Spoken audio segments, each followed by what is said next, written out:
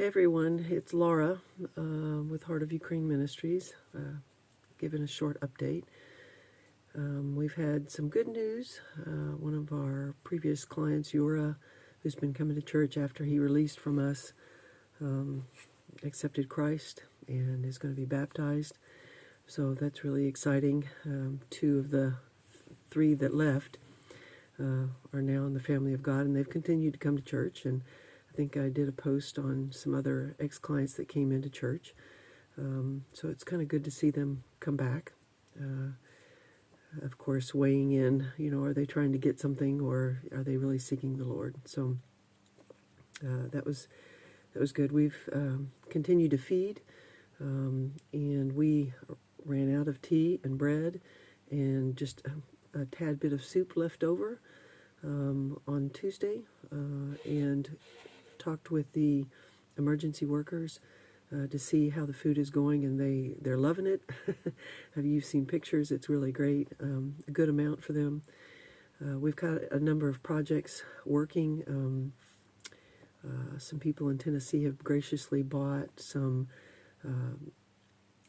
really good first aid kits that can go into the vehicles of the police cars in the town nearest us, and those are en route to us, and we'll be presenting them to the police.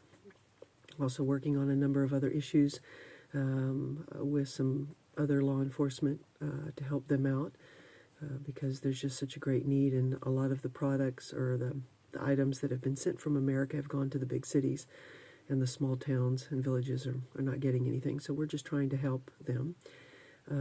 We had a school down in Texas, a Christian school, where the kids decided that they wanted to help Ukraine.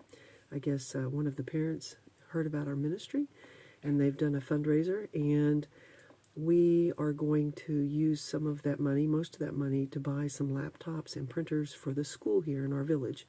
Again, our village is very small, very poor. I've been talking with the school director exactly what they need, and so we're doing the research on which ones to buy and those kind of things. So pray for us that we have wisdom in how we find those electronic equipment, and we can find some good deals, but something that's going to be good for the school. So we've checked on the school kitchen. The other day they made 40 loaves of bread for the military, and the next day they were making cookies. So just keeping in touch with them to see if they need any more flour, salt, sugar, those kind of things. Some people are donating, and as well as the school system, but we made sure that the school director knew that if they got into a pinch that they could call us and we would get them some. Just touching base with some of the refugees.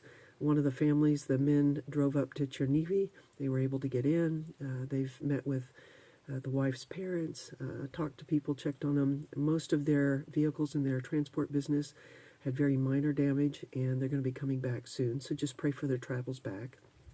Some of the families are trying to decide if they're going to go back home to Irpin, up around Kiev, and some of those places, to see what's left of their homes, if there is anything.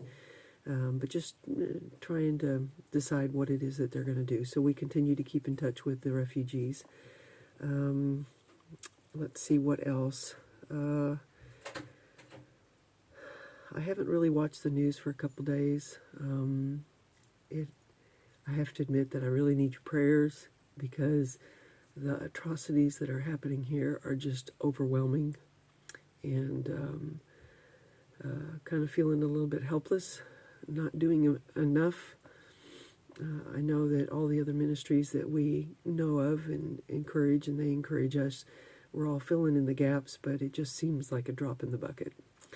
And with a lot of the refugees that are getting out of the towns that were being sieged and controlled, the horror stories are coming out, and just the things that the Russian soldiers are doing is just unspeakable. And so it's just really weighing heavy on us. And each one of us has a difficult day on a different day.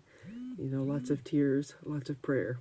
So just keep us in prayer, that we would seek the Lord, that we would continue to rely on His strength, that He would give us that strength, that courage, that comfort, that peace, that He would guide us into knowing what it is He wants us to do, and that we can meet the needs of the people around us. But I'm probably not going to give you any update on news for a couple days, just because it's overwhelming right now. Also continue to pray for us as the spring comes around and we're starting to work in the gardens.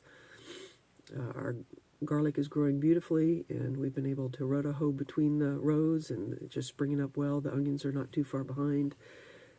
Today we're going out to another field to throw out grass seed and fertilizer like we've done our other field. We've bought a new seeder for corn and for beets, because the one seeder that we bought before, it's really better for grass and some of those kind of things on a new field, wheat, and it just drops too many seeds and not in a good way. So we've gotten this new seeder, got a really good deal on it, and it's being shipped to us from another location here in Ukraine. So we have just stocked up on a lot of fertilizers and herbicides and pesticides. With only 2 men, we're going to have to rely more on the sprays and not be as organic as we usually are. And putting compost and those kind of things out on the field, we just don't have the manpower. And the 2 men that we have, one is much older than us, and the other one is very weak, and he's a city boy, so he doesn't know how to do these things. And of course, Mark and I are not spring chickens.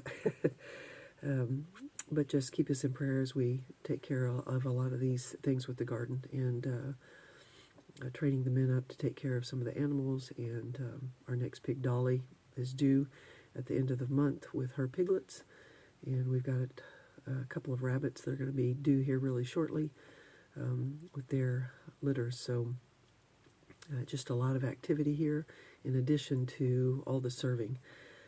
Just pray for a lot of the people here in Ukraine. I talked with a friend who lives out near Lviv, and she's also helping in cooking and preparing stuff. And that's one thing I love about the Ukrainian culture, is that collectivism, that it just comes together to meet the needs of people.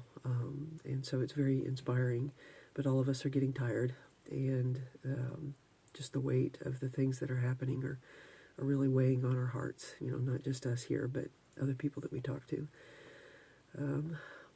Prayer, prayer, prayer. That's all I can ask for. Thank you guys so much for supporting us. All your comments, all your likes, they really encourage us, and we really need that right now. So thank you.